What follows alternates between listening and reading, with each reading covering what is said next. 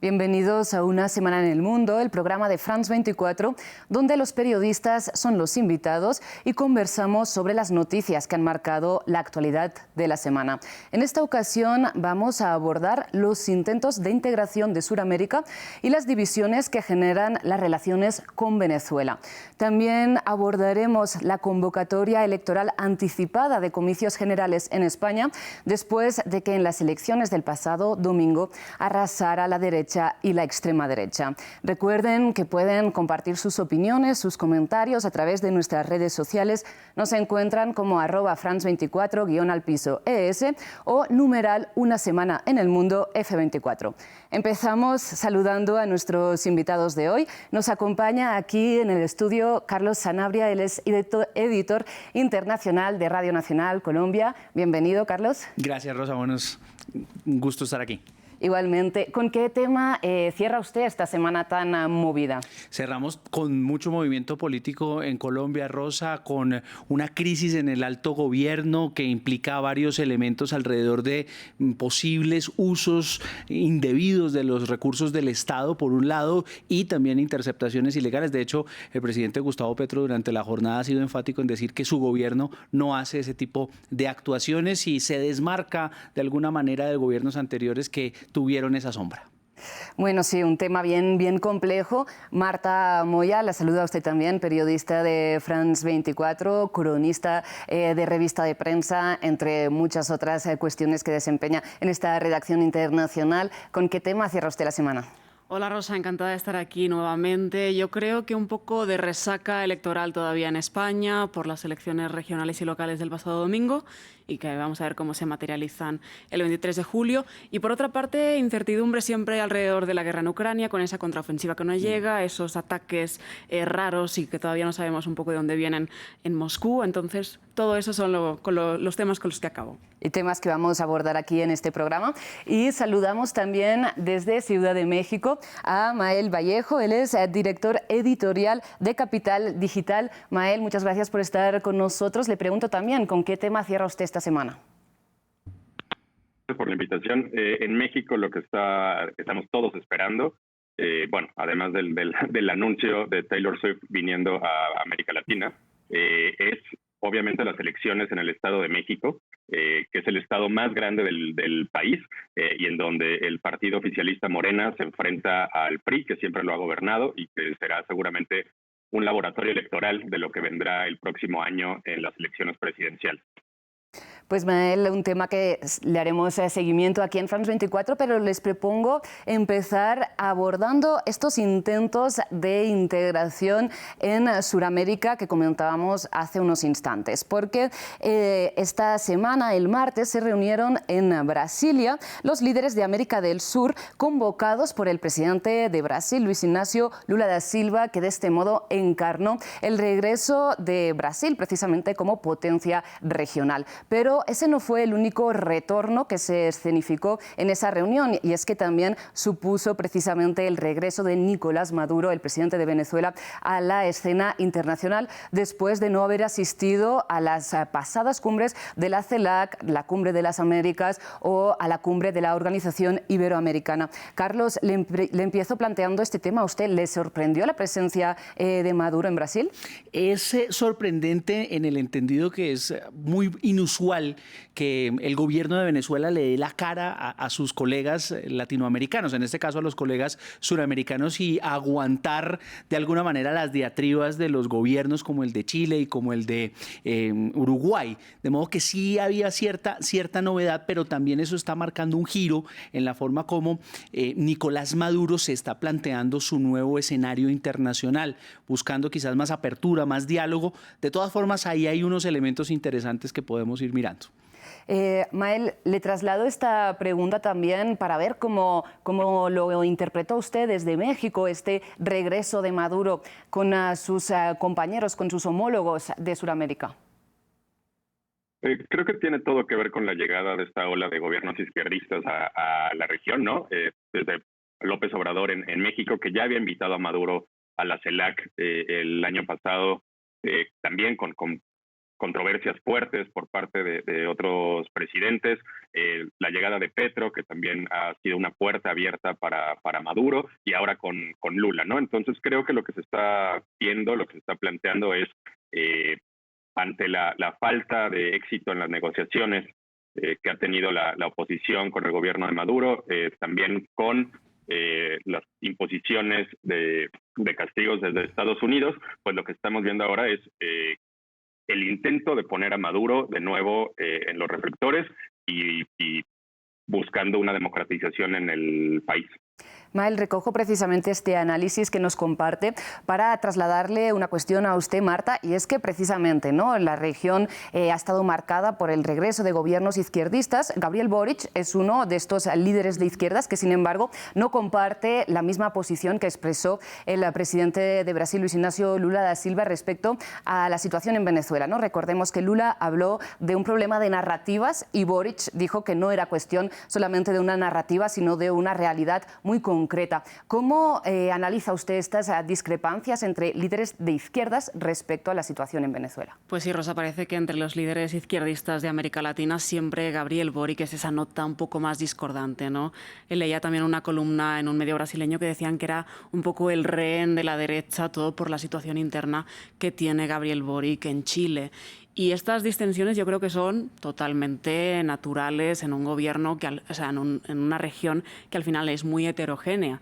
Es verdad que ahora estamos viviendo una ola de gobiernos izquierdistas, pero cada gobierno y cada país tiene sus particularidades y esto también lo vemos, por ejemplo, en la guerra en Ucrania, ¿no? Los países sí hay una posición común en no enviar armas, pero cada quien aporta sus matices. Gabriel Boric es el único líder regional de izquierda que, por ejemplo, se ha mantenido firme en condenar la agresión rusa a Ucrania. Pero esto también, bueno, pues afecta a otros foros, también regionales, y estas distensiones y estas críticas y, bueno, todos estos puntos de vista al final suman y nutren un poco a la región que no tiene un único punto de vista. Entonces yo creo que todo esto suma, que la integración de Venezuela al final es una buena noticia o es el camino hacia una buena noticia, porque eso significa que al final, bueno, pues es una región más integradora y que Venezuela también ha reconocido algunos errores que ha cometido en el pasado también a escala regional.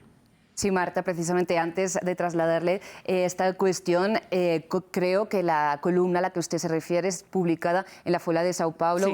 una columna de Mónica Bergamo titulada El gobierno de Lula ve a Boric como un rehén de la derecha y a Chile como un ejemplo a evitar, ¿no? Precisamente, pues le traslado esta pregunta. Veía que usted estaba asintiendo al comentario de Marta. ¿Comparte este análisis? Sí, lo comparto, pero aquí hay que decir una cosa. Quizás la gran figura hoy de América Latina que de alguna forma se para frente a diferentes escenarios de la política internacional es el presidente Lula da Silva.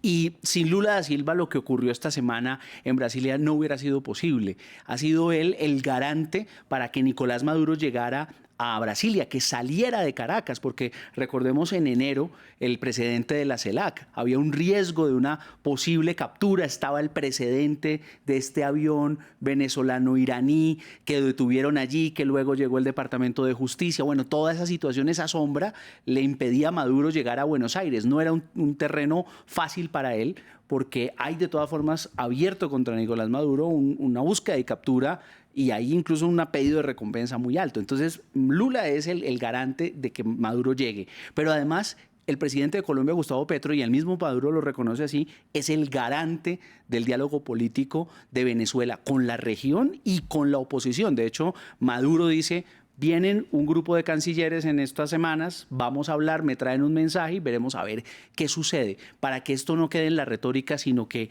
vaya a lo que puntualmente están buscando los venezolanos. Primero, que se resuelva su crisis económica y política y social y que se convoquen las elecciones para el próximo año. Efectivamente, en relación a esta convocatoria de elecciones previstas para el próximo año y a los diálogos entre la oposición y el oficialismo de Venezuela, Mael, le traslado a usted cuál es el próximo paso que debe dar Venezuela para, digamos, que se materialicen estas elecciones y también cuál es el papel ahí de Estados Unidos, ¿no? Porque parece que es un poco un pez que se muerde la cola, que unos y también la Unión Europea van a levantar sanciones si se convocan elecciones y los otros van a convocar elecciones si se levantan sanciones. Claro, ha sido un proceso muy complicado. Hay que entender también que en enero Guaidó dejó de ser el presidente legítimo, avalado por más de 50 países de Venezuela, y que a partir de eso la oposición venezolana está en un lugar muy complicado, ¿no? Los diálogos en México se mantienen y ya hay un avance en poder hablar del levantamiento, no de sanciones, pero sí al menos de abrir el capital venezolano que está blindado para que pueda ser utilizado por el gobierno, lo cual seguramente será un primer paso. Sin embargo, son indicios que ya hemos visto antes, ¿no?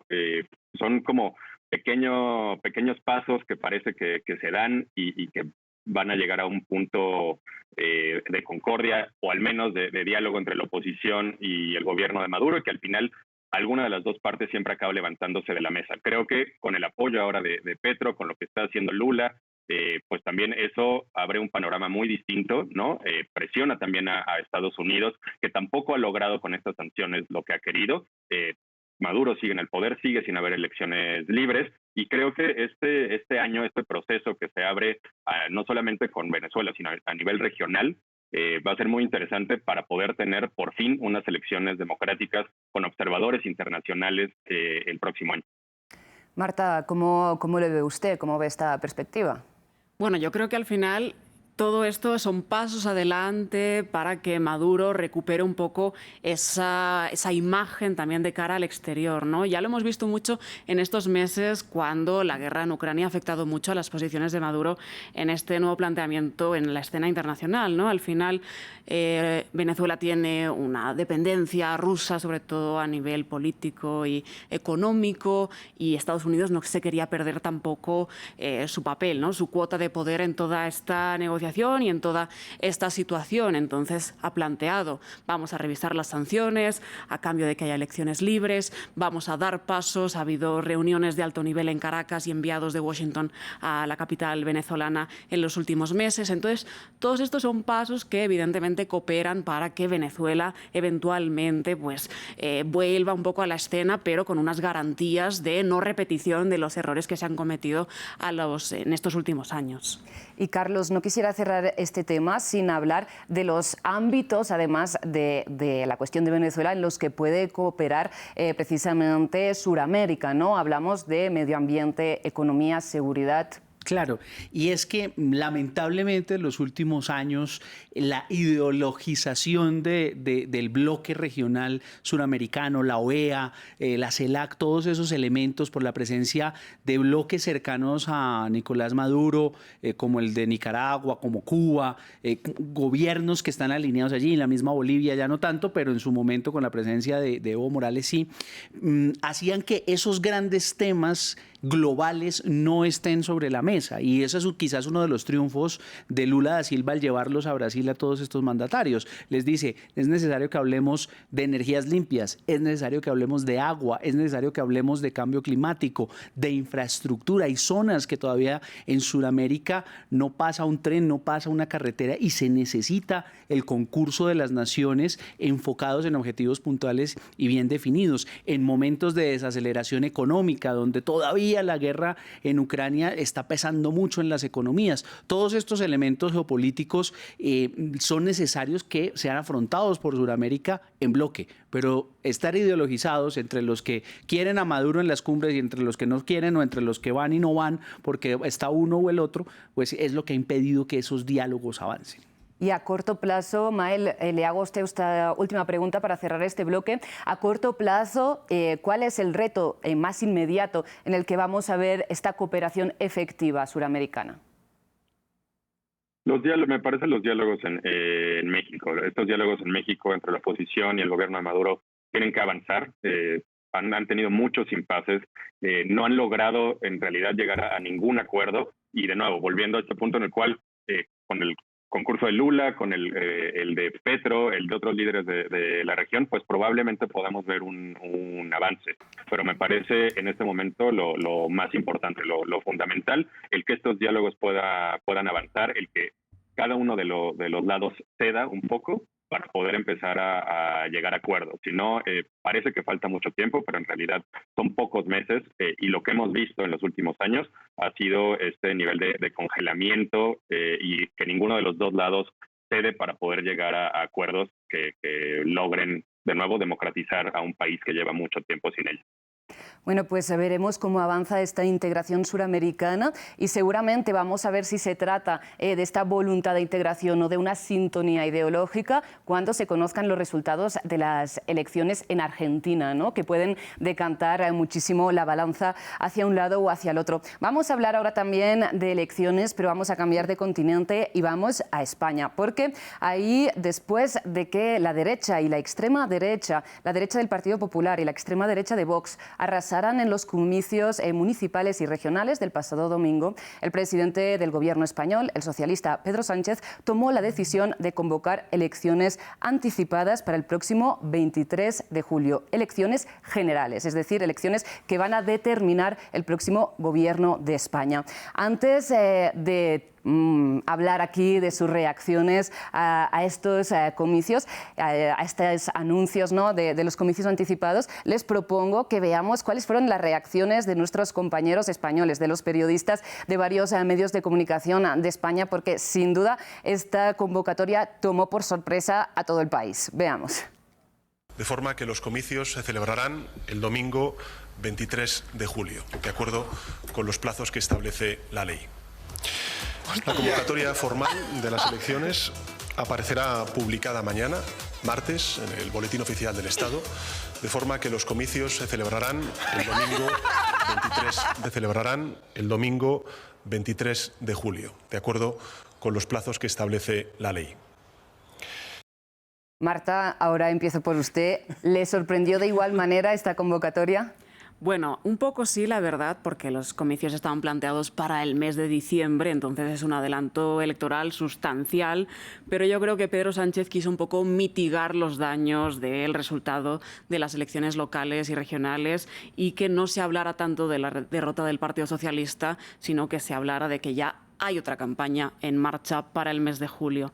Me sorprendió, claro, porque pues, se solapan las campañas y al final no hay un respiro ni siquiera para el electorado. Es una fecha un poco también controvertida porque estamos en plena época estival, mucha gente se va de vacaciones. Veremos a ver si esto pues, logra disuadir a mucho electorado o no, si el voto por correo se multiplica en estas elecciones. Yo creo que es una fecha, bueno, complicada por una parte, pero que también puede sacarle un poco de rédito el Partido Socialista porque pone en el foco la nueva campaña y puede hacer una campaña mucho más agresiva contra la derecha y la extrema derecha, sobre todo una vez que ha perdido las elecciones locales y regionales, ¿no? Entonces, ese relato, pues ahora lo tiene más a favor el Partido Socialista y puede hacer eso, una campaña mucho más incisiva de cara a julio.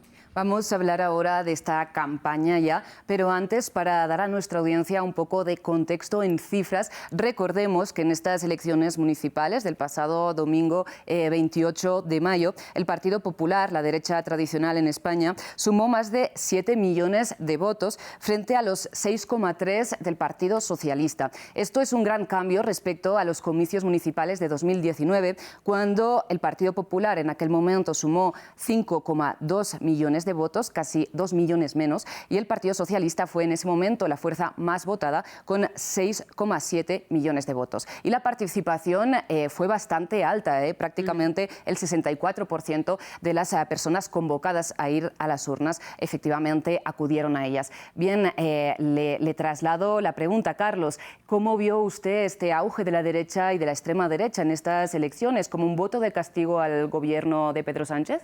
Y es de alguna manera, Rosa, la tendencia también en Europa, después de lo que pasó en Italia con Giorgia Meloni.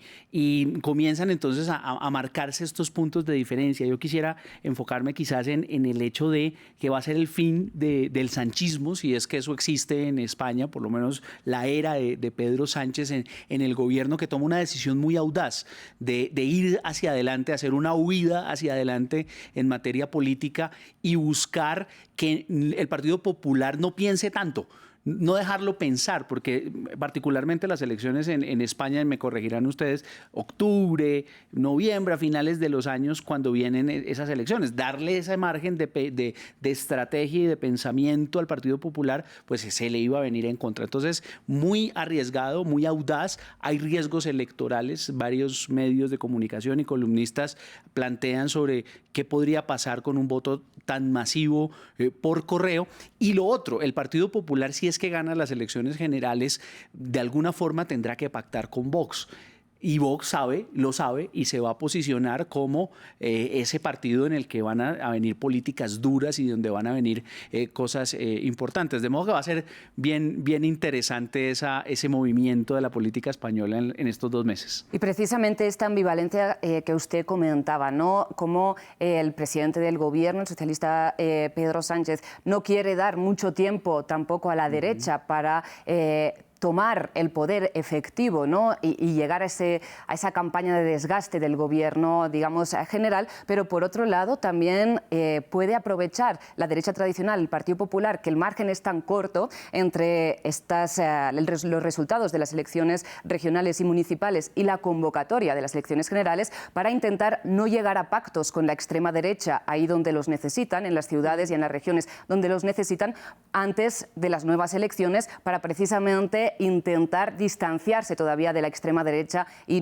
que no salgan fotos, ¿no?, dándose la mano en acuerdos de gobierno. Bien, le trasladó, Mael, esa pregunta también a usted desde México. ¿Le sorprendió este auge de la extrema derecha que fue, subió en todas las provincias de España?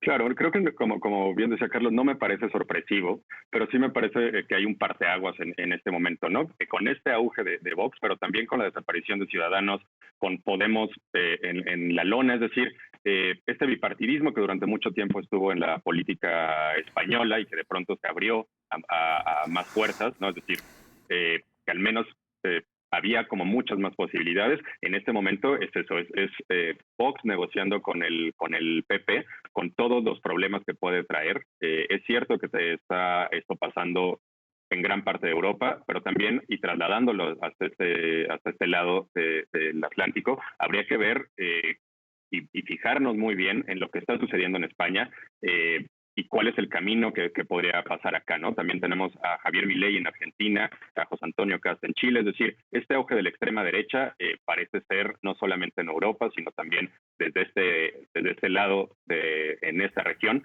y creo que habría que poner muchos ojos en este crecimiento, que como tú dices, a mí sí me parece es un voto de castigo para el gobierno del PSOE, y que estos votos de castigo lo que han hecho ha sido tener a Jair Bolsonaro, presidente de Brasil, a Meloni en Italia, y ni hablemos de lo que ha sucedido en Austria, lo que está pasando en Francia, es decir, hay un auge en todas las regiones y tendríamos que poner mucho ojo en ello.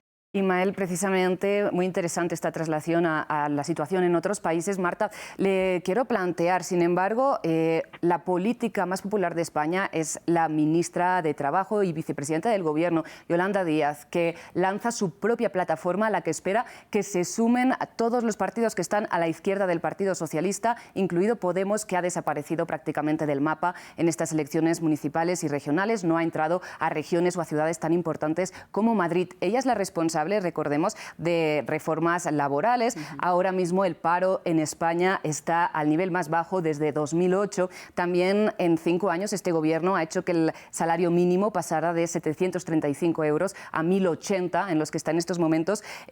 ¿Cómo puede servir este liderazgo de la ministra de Trabajo para movilizar a la izquierda en España? Bueno, yo creo que Yolanda Díaz tiene un reto grande por delante, que es unificar a la izquierda, que esto es uno de los grandes males de España, bueno, históricos, ¿no? Porque mientras la derecha va muy unida siempre, la fragmentación de la izquierda al final siempre le acaba jugando malas pasadas. Ahora tenemos el ejemplo ya muy claro y muy notorio de que o hay una unión o es posible que se reedite esta victoria electoral del Partido Popular e incluso de Vox en las elecciones generales de julio. Por tanto, Yolanda Díaz tiene el reto de decirle a Podemos que ella es la candidata que puede catalizar esas frustraciones de la izquierda que evidentemente se niega a votar a un partido que sea más allá del PSOE y que, por supuesto, no quiere que llegue a la presidencia del Gobierno un candidato como Alberto Núñez Feijóo, que es el candidato del Partido Popular, e incluso que llegue a las instituciones un partido como Vox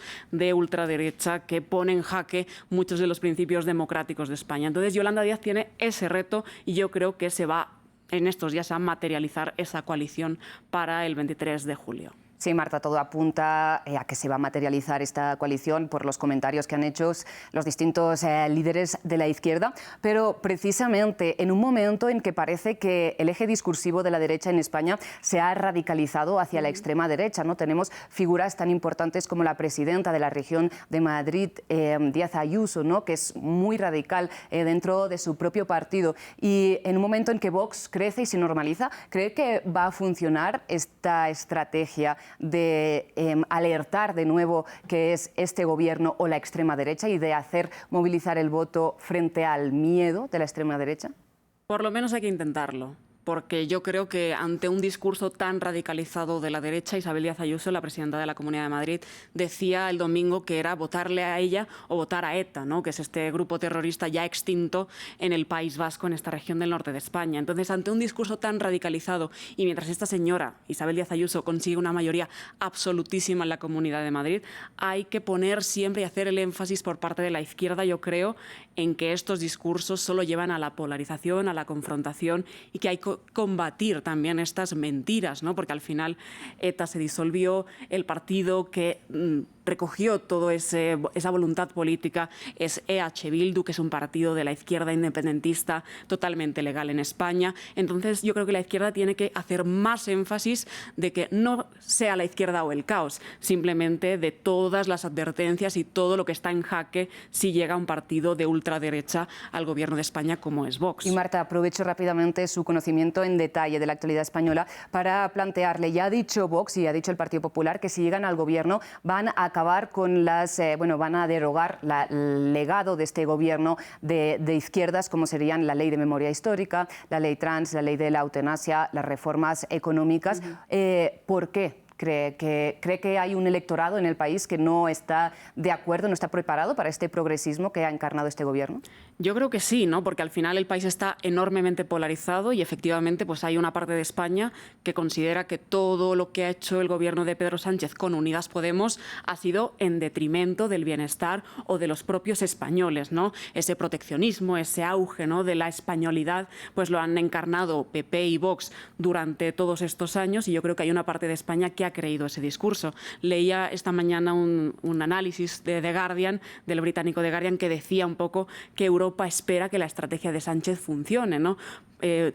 Y para que se mantengan todas estas políticas progresistas que ha impulsado el gobierno progresista en España y que al final fundamentan un poco ese estado del bienestar en materia social y económica principalmente. Exactamente. Bueno, veremos también cómo la pandemia, la inflación global ha pasado factura a este gobierno independientemente de su signo político. Les propongo ahora también un comentario rápido sobre otro de los temas que han marcado la actualidad de la semana. Mael, voy con usted. Y vamos a El Salvador, porque Nayib Bukele este jueves 1 de junio cumplió 4 años en el poder. Y esto en medio de la polémica por su eventual presentación a la reelección, a pesar de precisamente la controversia que hay sobre las interpretaciones constitucionales de esta posibilidad, y siendo un líder que por un lado desata pasiones, cuenta con 9 de cada 10 ciudadanos de El Salvador aprueban su gestión, mientras que por otro lado la comunidad internacional lo critica por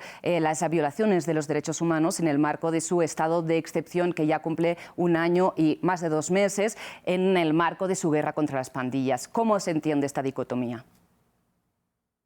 Claro, pero hay que entender que El Salvador viene de décadas de muchísima violencia, ¿no? Con las pandillas, y que la población en este momento creo que ya no le importa la forma en la que se contenga esta violencia, sino más bien está aplaudiendo lo que ha hecho Bukele. Sin embargo, me parece muy peligroso también, porque todo lo que ha hecho el presidente ha sido este gobierno unipersonal, donde ya tiene en sí no solamente el poder ejecutivo, sino también el legislativo, el judicial, es decir, ha cooptado a todos los poderes tiene este estado de excepción desde hace meses, violando derechos humanos, y creo que los siguientes pasos y lo que podemos ver ahí es un reflejo de lo que ha sucedido en Nicaragua, en Cuba, en Venezuela. Es decir, se va a presentar a una reelección, que es algo que ya ha dicho, aunque sea anticonstitucional, pero bueno, la Suprema Corte le pertenece también, al igual que el Poder Legislativo, entonces no tiene ningún contrapeso, ya ni siquiera del lado periodístico o de ONG, ¿no? Es decir, ha habido un cerco a toda la oposición, y ahora lo que vamos a ver es cómo se consolida en el poder, y después de eso va a ser muy complicado seguramente sacar a Bukele de la presidencia. Y Carlos, le traslado esta misma pregunta a usted. ¿Cómo entiende usted esta dicotomía y como Mael, qué prevé en un futuro a corto plazo? Claro, hay dos visiones claramente definidas en el asunto de El Salvador. Una, la interna, y pues aquí nuestro compañero planteaba precisamente eso. Una cosa es cómo la están viviendo los ciudadanos, azotados por tantos años de violencia, que con razón aprueban este tipo de medidas de mano fuerte. La comunidad internacional, por otro lado, la visión de lo que debiera ser en circunstancias quizás más controladas, pero lo que estaba sucediendo en El Salvador no era controlado. Sin embargo, sí hay dudas del debido proceso, sí hay dudas de la manera como es encarcelada la gente cuando la logran detener, si puede controlar el Estado la seguridad de esas personas. Esta semana veíamos un reporte que nos indicaba 153 muertes de personas bajo custodia del Estado en medio del régimen de excepción, que ya lleva más de un año. Pero también Bukele lo tiene claro y dijo: voy por los pandilleros y ya metió a la cárcel a 69.000. Ahora dijo: voy por los corruptos. Entonces ahí también es un campanazo para la clase política, para los empresarios que quizás adversan dentro de El Salvador, para incluso el comercio internacional. Todos esos elementos están llevando, y lo que están mostrando es que Bukele se está haciendo un camino en el cual esa lucha contra la corrupción le va a terminar dando mucho más poder del que ya hoy tiene. Y Marta, no quiero cerrar este programa, le traslado directamente a usted otro tema que sé que ha cubierto esta semana, y son los ataques sobre Moscú. ¿Cómo la guerra en Ucrania se estaría trasladando a territorio ruso? ¿Cómo analiza este giro en los acontecimientos? Pues Rosa, un giro que no vimos venir mucho, porque sobre todo uno de los planteamientos claros de Occidente cuando dotaba o cuando está dotando de armas a Ucrania era que no penetrara en territorio ruso, ¿no? Sino que utilizar ese armamento para defenderse. Hay que ver de dónde proceden esos ataques, todavía es bastante una incógnita todo, pero sí que hay reportes de que Ucrania podría estar detrás de todo esto, ¿no? Los servicios de inteligencia. Esto sí, traslada una cosa muy clara a los rusos, y es que la guerra ya está en su territorio. Entonces hay que ver también ahora el Kremlin cómo plantea esta estrategia futuro. De momento la respuesta del gobierno ruso ha sido bastante tibia, ha habido como muchas amenazas, pero no se ha acabado de materializar. Han caído esta semana cientos de misiles sobre Kiev, pero no ha habido un movimiento mucho más allá. Yo creo que a la espera también de lo que vaya a pasar en esta contraofensiva, se están reservando también las fuerzas los rusos, pero lo que traslada es esto, ¿no? La guerra ha llegado a Rusia. ¿Qué va a hacer el gobierno ruso para defenderse de lo que ellos dicen ya es una agresión contra ellos? Bueno, pues se nos acaba el tiempo para continuar comentando la actualidad de la semana, que ha estado bien cargada. Les pregunto rápidamente, para cerrar este programa, ¿en qué tema ponen la mirada de cara a la semana que viene? Pues yo me quedo con este mismo tema, cómo va a ir avanzando este tema de la guerra en Ucrania, porque cada vez se suman más ingredientes y más incertidumbre de lo que va a ocurrir en los próximos meses, Rosa. Carlos. Ponerle el ojo a la situación de violencia en Ecuador, con el asesinato de un fiscal en la ciudad de Durán, ahí muy cerca de Guayaquil, las amenazas a la fiscal general en el contexto de una crisis política, de alguna manera, de la falta de contrapesos en Ecuador.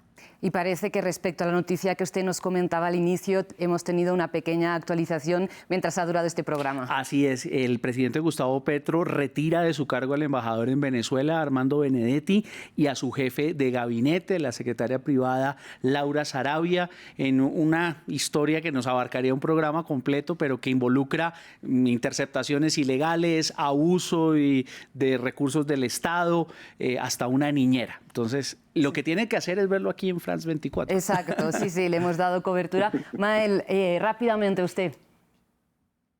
Sí, por supuesto el tema de Petro, y aquí en México, volviendo, hay que ver cuáles son los resultados de las elecciones locales en el Estado de México, que serán muy importantes para las elecciones presidenciales del próximo año. El gobierno de López Obrador se juega una gran parte de su capital político en lo que suceda este domingo en el Estado de México.